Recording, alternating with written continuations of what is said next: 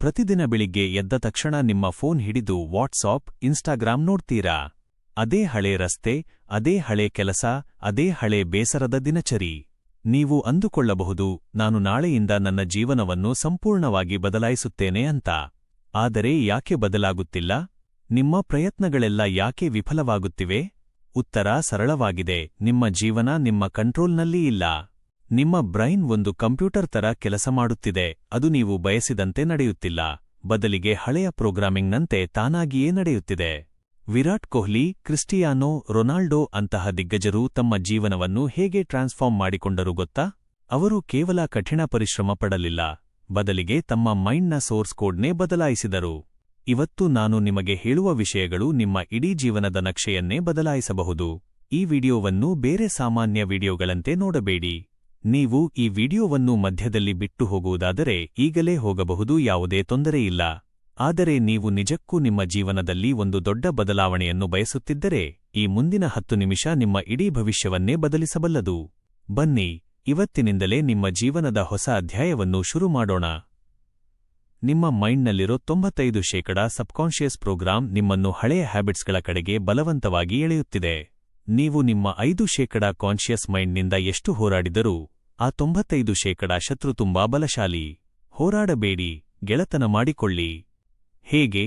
ನಿಮ್ಮ ಮೈಂಡ್ನ ಹಳೆಯ ಸಾಫ್ಟ್ವೇರ್ನು ಡಿಲೀಟ್ ಮಾಡಿ ಹೊಸ ಸಕ್ಸಸ್ಫುಲ್ ಪ್ರೋಗ್ರಾಮಿಂಗ್ನು ಇನ್ಸ್ಟಾಲ್ ಮಾಡುವ ಮೂಲಕ.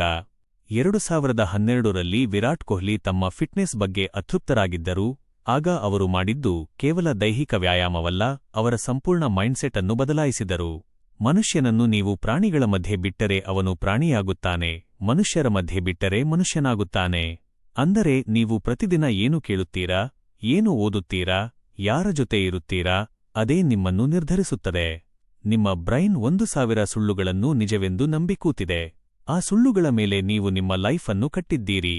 ಆ ಕಂಡೀಷನಿಂಗ್ ಅನ್ನು ಬದಲಾಯಿಸಬೇಕಾದರೆ ನಿಮಗೆ ನೀವು ಪ್ರತಿದಿನ ಪಾಸಿಟಿವ್ ಅಫರ್ಮೇಷನ್ಸ್ ನೀಡಬೇಕು. ನೀವು ಏನು ಯೋಚಿಸುತ್ತಿದ್ದೀರೋ ಅದು ನಿಮ್ಮ ಮೈಂಡ್ಗೆ ಮಾತ್ರ ತಿಳಿಯುತ್ತದೆ, ಆದರೆ ನಿಮ್ಮ ಬಾಡಿಗೆ ಅದು ಫೀಲ್ ಆಗಬೇಕು. ಕೇವಲ ಯೋಚನೆ ಮಾಡುವುದರಿಂದ ಏನೂ ಆಗಲ್ಲ. ನೀವು ನಿಮ್ಮ ವಿಷನ್ ಅನ್ನು ಎಮೋಷನಲಿ ನಿಮ್ಮ ಬಾಡಿ ಒಳಗೆ ಫೀಲ್ ಮಾಡಿಸಬೇಕು. ನಮ್ಮ ಬ್ರೈನ್ ಲ್ಯಾಂಗ್ವೇಜ್ ಥಾಟ್ಸ್ ಆದರೆ ಬಾಡಿ ಲ್ಯಾಂಗ್ವೇಜ್ ಫೀಲಿಂಗ್ಸ್.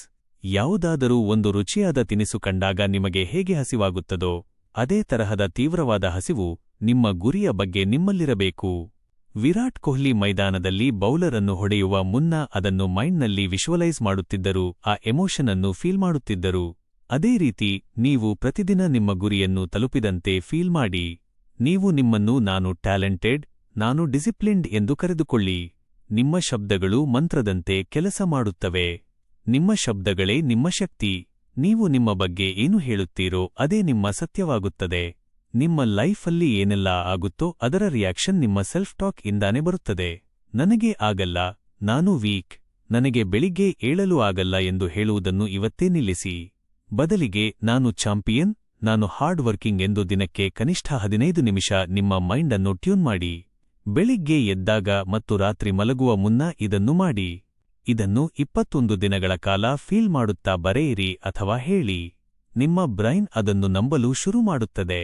ನಿಮ್ಮ ಹಳೆಯ ಸಣ್ಣ ಸಣ್ಣ ಸಕ್ಸಸ್ ಅನ್ನು ನೆನಪಿಸಿಕೊಳ್ಳಿ. ನೀವು ಹಿಂದೊಮ್ಮೆ ಸಾಧಿಸಿದ್ದೀರಾ ಅಂದಮೇಲೆ ಈಗಲೂ ಖಂಡಿತ ಸಾಧಿಸುತ್ತೀರಾ. ನಿಮ್ಮ ದೊಡ್ಡ ಗೋಲನ್ನು ಚಿಕ್ಕ ಚಿಕ್ಕ ಭಾಗಗಳಾಗಿ ವಿಂಗಡಿಸಿ. ದಿನದ 25 ನಿಮಿಷದ ಸಣ್ಣ ಬದಲಾವಣೆ ನಿಮ್ಮನ್ನು ದೊಡ್ಡ ಗುರಿಯತ್ತ ಕೊಂಡೊಯ್ಯುತ್ತದೆ. ಇವತ್ತೇ ನಿರ್ಧಾರ ಮಾಡಿ, ನಿಮ್ಮ ಬ್ರೈನ್ನ ಮಾಸ್ಟರ್ ನೀವೇ ಹೊರತು ನಿಮ್ಮ ಹಳೆಯ ಹ್ಯಾಬಿಟ್ಸ್ಗಳಲ್ಲ.